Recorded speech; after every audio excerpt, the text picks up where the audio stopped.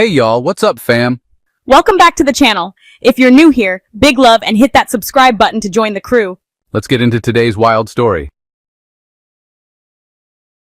So here's what went down.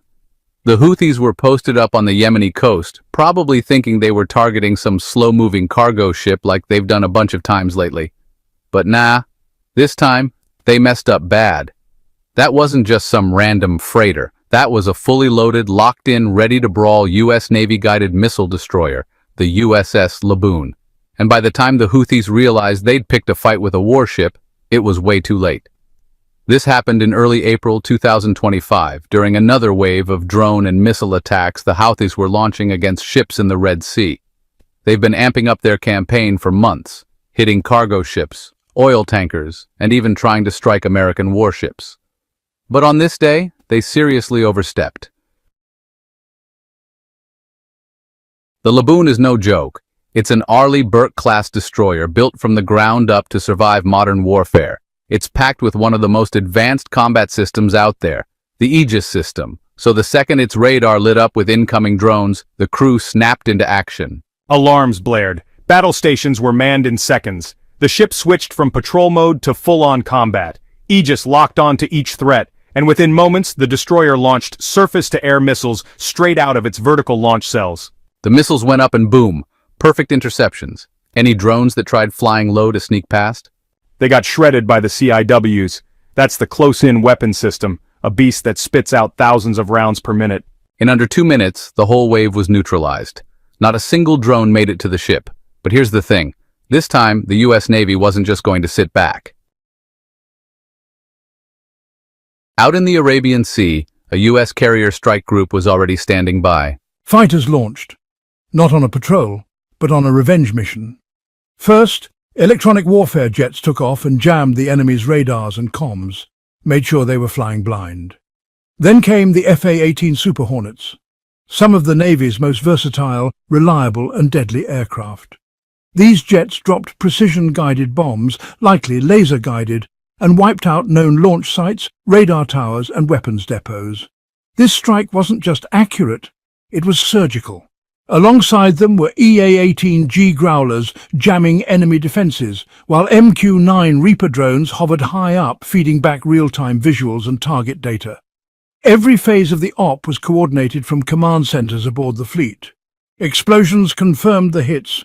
Ammo depots blew up, drone hubs got smoked, radar towers crumbled, and when those Super Hornets pulled out, not a scratch on them.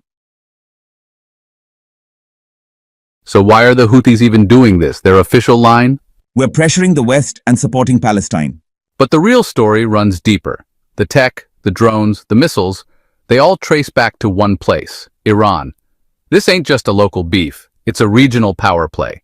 Iran's using the Houthis like a proxy squad to poke at U.S. defenses, jam up global shipping, and flex without starting a full-on war. And the U.S. knows it. That's why their response was bold but measured. America doesn't want another full-scale war in Yemen, but they won't let one of the world's most important trade routes become a war zone either. In this game of military chess, the Super Hornet is one of America's most clutch pieces, fast, flexible, and absolutely savage when needed.